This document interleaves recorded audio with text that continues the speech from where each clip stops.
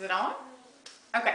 So we left off, I left you back at the barn, and I told you that we would come back up here and see the top of the sideboard that I worked on this morning. And I've got my sprayer because we're going to kind of finish the question and answer type, I don't know, whatever, the review for you guys. So anyway, Matt, can you show them the sideboard? You don't have to get an up-close shot or whatever you want to do. This is so far how it's looking. You can kind of tell, like in spots it looks wet still just because the stain hadn't totally accepted, you know, everywhere, but it's pretty dry. I wound up putting on the gray stain last night, just a custom match gray stain. They took a pickled white and then, you know, stained that, mixed that gray. And it just kind of wasn't doing what I wanted it to do. It was not, am I still, Grayson's drinking the Crystal Light. Okay, so that's my fault for leaving the Crystal Light by the white sofa. Anyway, so it just did not do the way I wanted it to do. I kind of wanted it to be darker but faded. So I wound up taking this morning an ebony stain and wiping it in with a staining pad and then taking another one. Am I in the video or not? Yes. Okay, well I just didn't want to look at it if I wasn't. Anyway, I wound up taking the other staining pad and then wiping it all the way down, all the way into the wood. So that's only basically, I mean, it's got the gray stain in it, but it was just kind of like, it looked like I just polyed it. So I love this. It to me looks almost like dark driftwood that I just would have found laying, you know, on the beach. So I really, really like the way it turned out. I'm considering taking that gray stain and putting it, just testing it maybe over here somewhere on top. Okay, toddlers in paradise.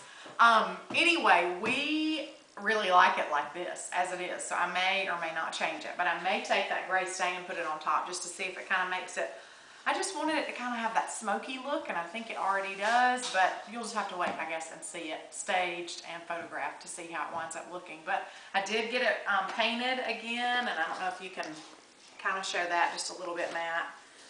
But anyway, it looks really good. Great idea I had about the screws.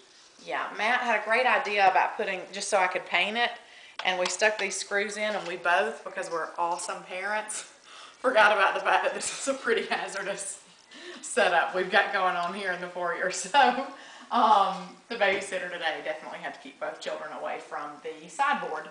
So back to the Wagner review. Like I mentioned when I showed you guys how to spray it, or just basically I showed you one piece. Please understand that that was one piece and that there's not always, you know, that little of trouble. Sometimes there are a little thing, you know, a few things that'll happen when you're, you know, using a sprayer, but it's no different than if you take your paintbrush and you let a little too much paint dry in it, so then it makes streaks in your pieces, or Grayson needs some Crystal Light in a big boy cup. So where were we at? Where were we? Crystal Light. No, I mean before Crystal Light.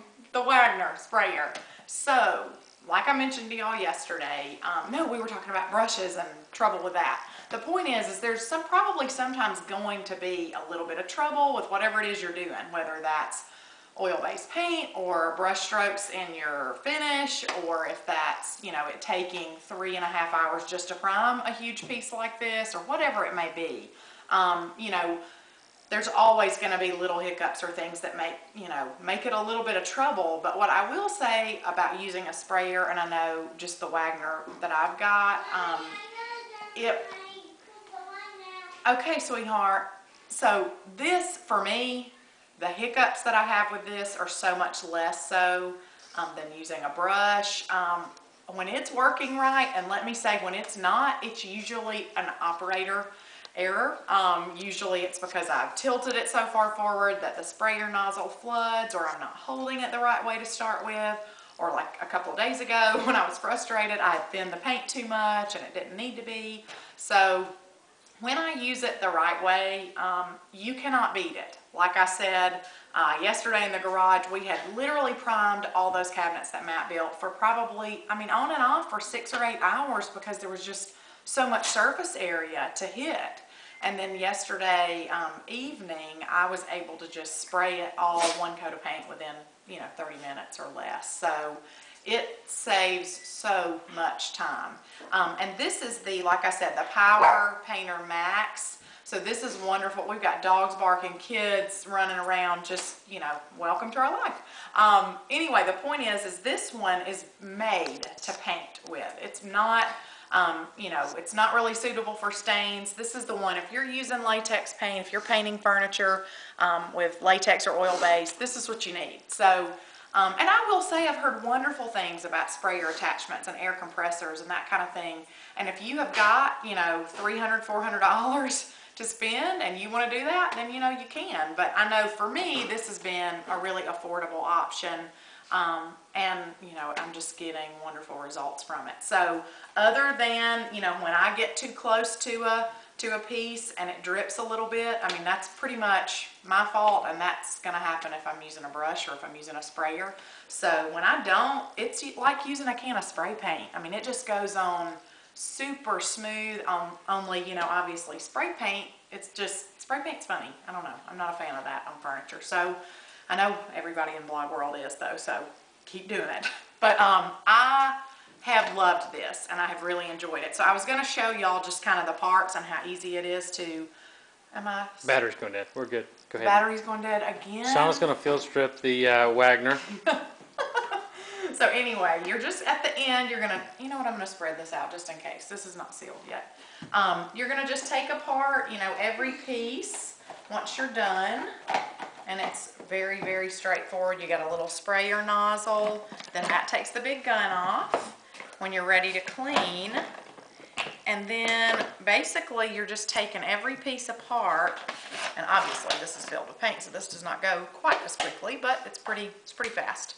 So in the end, you wind up putting almost every single piece down in this. You're gonna put all of this in here, even this big joker right there. And then you're going to use the cleaning attachment that they're going to send you. And once you get that back on, what? It comes in the package. Yes, it comes in the package. I mean, you hook it up to the hose. Yes, okay. Matt's obviously taken over this part. Go ahead. And hook it up for about 30 seconds, and it just, water will come out whatever color you're doing. It's like it power washes it all in there. So the only thing you have to clean by hand from paint to the sink is this piece, which, by the way, is pretty incredible. Not much at all. And so then when you're finished, you just pour out the excess water, and they give you a little bitty brush, and you just kind of hit it and make sure you get all the little bitty parts, and that's it.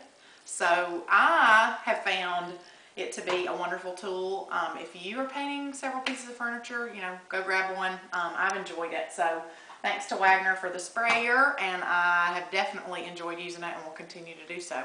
So anyway, I'm excited for y'all to see how this turns out. I'm thinking about maybe some library pulls for the center, not these. These are not the right ones, but they're really cute. But I want some really pretty ornate silver ones or something like that. So where do we get those from? These are from Anthropologie. Oh, okay.